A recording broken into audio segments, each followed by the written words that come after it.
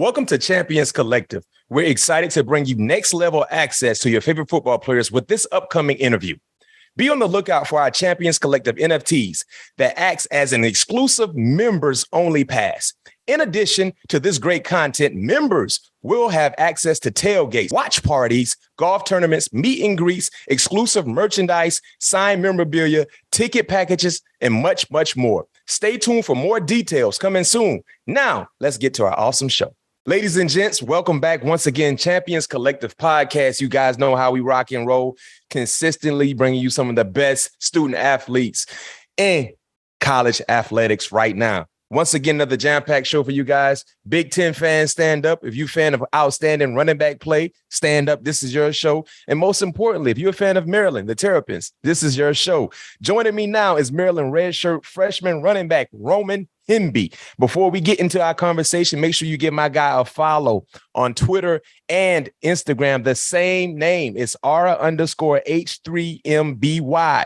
I will repeat that, Ara_H3MBY. Make sure you give my guy Roman a follow. Roman, thank you for joining us. How you doing? How you feeling? I'm doing fine. Thank you for having me. I know you're doing fine. You guys undefeated. You know what I mean? Got some big time things on the schedule. We will tap into that throughout this conversation, but let's get to the beginning of your story. What was your recruiting process like, and how did you end up at Maryland? My recruiting process was kind of like a roller coaster for me. I started out, I bet on myself, it was one of those things. And, my recruiting process took off like really fast going into my junior year of high school. I went into my junior year with 5 offers, and, I finished that season. And next thing you know, I was, approaching 30 offers. I think I had like 26. And, I was not really counting offers or anything like that, but, it felt good to, kind of see my name kind of blow up there. And I was doing really good with that and everything like that. And then, COVID kind of played a huge part in my decision. Mm-hmm. Ultimately, I chose to stay home. My parents, they always preached to me about, loving and taking pride in being where you're from and, loving where you're from. And I'm from Maryland. So that played a huge part in my decision. I felt it was more special for me to stay home and try to make my home a better place. And I'm pretty sure all the faithful fans there, they're so glad you decided to stay home. As a 3-star prospect coming out of high school, did you feel like you had something to prove when you finally got to college? Yeah, I did feel like I had something to prove.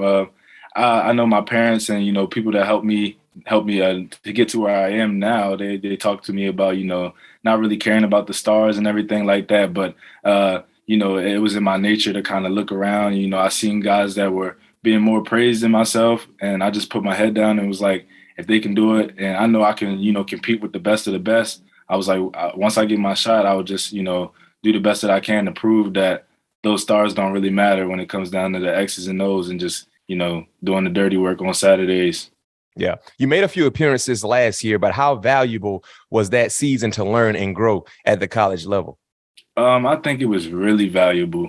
Being a teenager coming out of high school, hearing that you're redshirting might be, something, a hard pill to swallow for a lot of people. But for me, I know having an older brother who went through the same kind of process, it was one of those things where they pretty much told me to take that as the transition year. Yeah. I took the year, I played scout team against the starting defense week in and week out.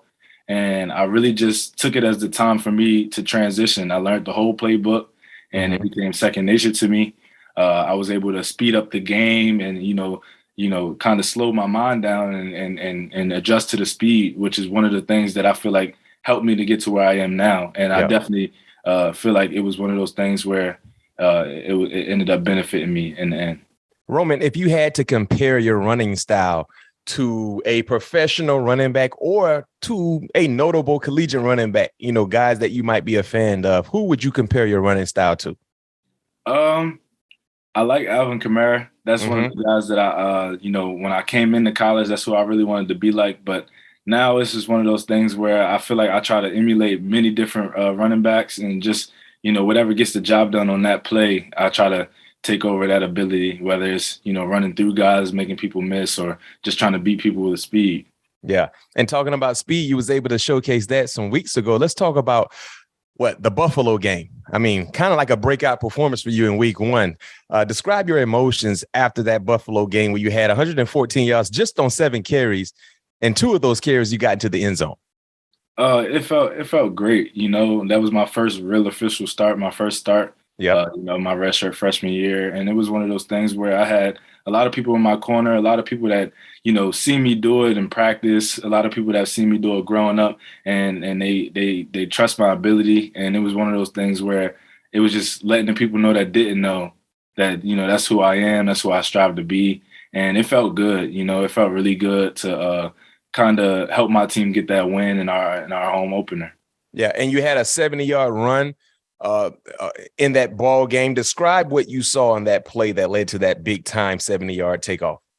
It was one of those things where if you look it up, it's like teaching tape. The line, they blocked it perfectly, and I don't think I had to break stride once. It was one of those things where I came right through the mesh and I was hash number sideline. So, as a running back, we preach getting to the second level and being able to have that home run hitting ability. And on that play, it was almost like it would be horrible if I wasn't able to get it done. It was no question. Yeah, it was just a great one play. Thing I like about that play, when you caught stride, there was no catching you. You know what I mean? So you was able to showcase that breakaway speed. And some running backs might not have that takeoff speed. They got the speed to get there, but the pull away from the guys in the secondary is not a skill set a lot of running backs have. So I'm glad to see you got that already in your arsenal.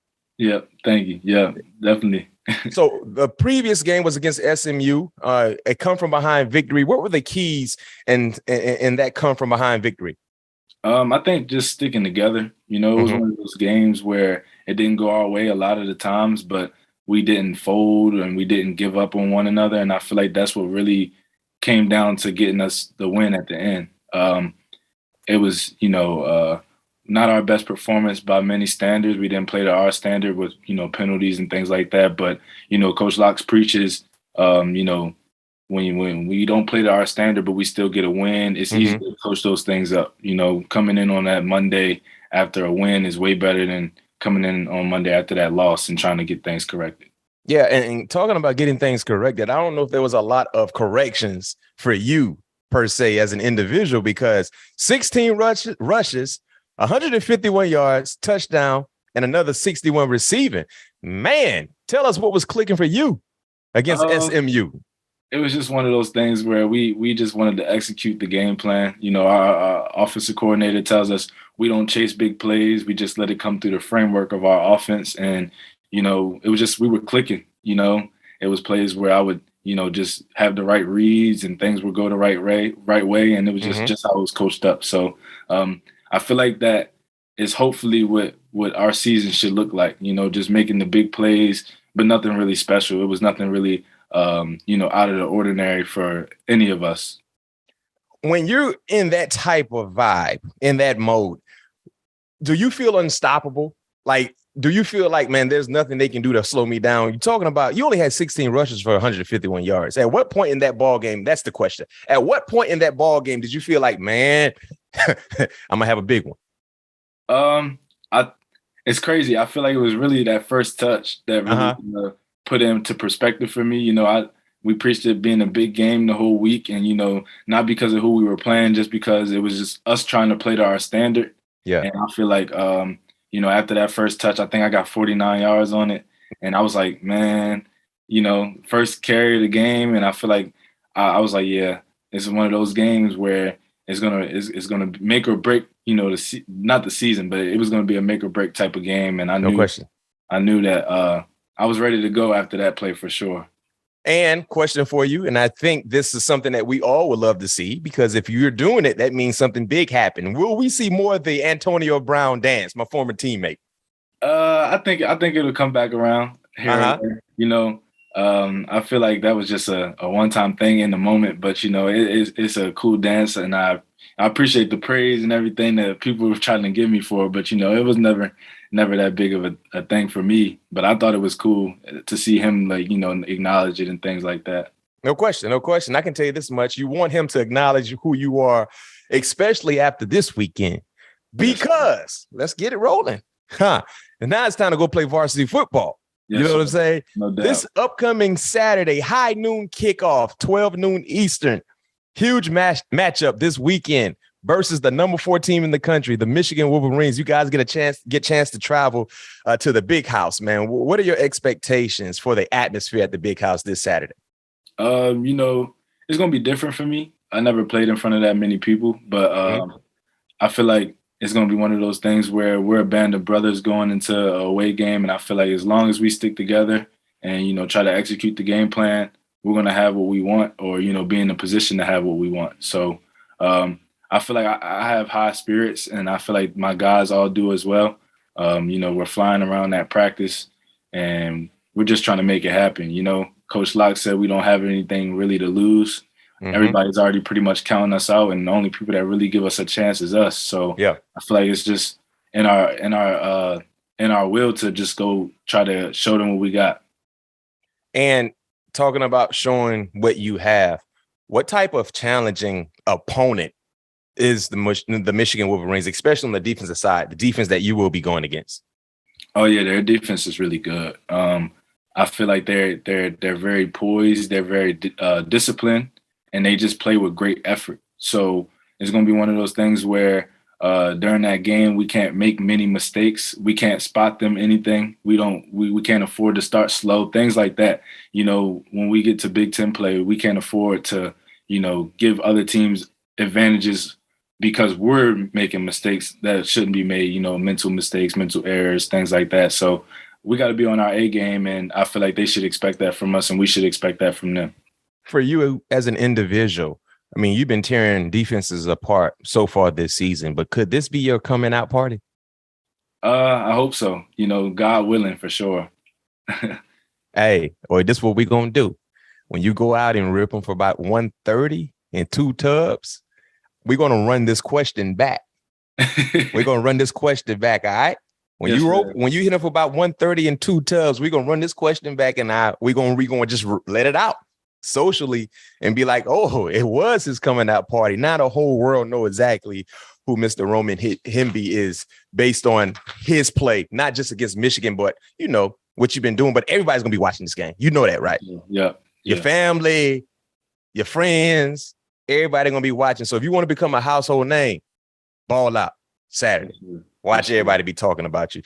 The coaching staff, you guys, you know, you talked about the coaches quite a bit in our conversation, but give us some insights on the Maryland coaching staff, you know, and are there any, you know, keys to ingredients when it comes to what you guys have been doing that has been successful in regards to what the coaches have been emphasizing? The coaching staff, they're great humans. They're great people. Outside of coaching, we do a lot of team bonding activities to where we can, you know, mingle with them outside of football and, you know, just build that relationship with them. I feel like as soon as I got here, they welcomed me with open arms and they treated me like as if I was their child. So, you know, that's one of those things that's big in choosing a school. And I know it was big for my family when Coach Locke sat in front of my parents and said that he was going to help me become a man. So, you know, when you put that much trust in somebody and they put that much trust back into you, it's like we kind of have a level playing field. We see eye to eye in a way, you know. No question. And I feel like the way that they coach us from a loving place. And you know, when they break us down, they make sure they bring us back up. So it's like it's hard for you to experience that and not want to go put it on the line for them on Saturdays because they just pull for us to win, and you know they pull for us to become greater humans. So greater people and, you know, fathers at the end of the day and things like that. So it's like we go out there week in and week out and we play for each other and we know that they have our backs. So it's a great feeling. Yeah. So before we let you go, we're going to transition to the 2-minute part of our show, 2-minute drill part of our show. I'm going to hit you with rapid fire questions. I want your honest, unbiased answer. You ready for this, Eat? Sounds good. First one for you. Favorite school tradition is? Favorite school tradition? That's a good question. I feel like it's got to be when the student sections, they have like, you know, themes for game day and things like that, blackout games, stuff like that. I think that's a great tradition that we do. All right. Rival school you dislike the most? You know, in the Big Ten, I feel like I don't really like anybody, but I'll say Penn State just because that's just, you know, how it is with us and them. Yeah. Okay. Favorite Maryland uniforms? Got to be the Terp script for sure. Well, yeah. I've heard that quite a bit. The Terp strip. Okay. Gotta be the Terp script. Favorite food spot on campus? Marathon Deli. Marathon I go there Deli. every time and get the same thing: steak and cheese with lettuce, steak and cheese, and mayo. Yep. All right. Best road environment in the Big Ten. Ooh. I think you might get that this weekend. Yeah, it's got to be between Michigan and Ohio State. Ohio State. Yeah, I feel like those are definitely the biggest, the biggest environments to play in. All right, last question for you. Who is the GOAT at your position? Ooh. If you had to pick one running back. My GOAT, or it's your GOAT.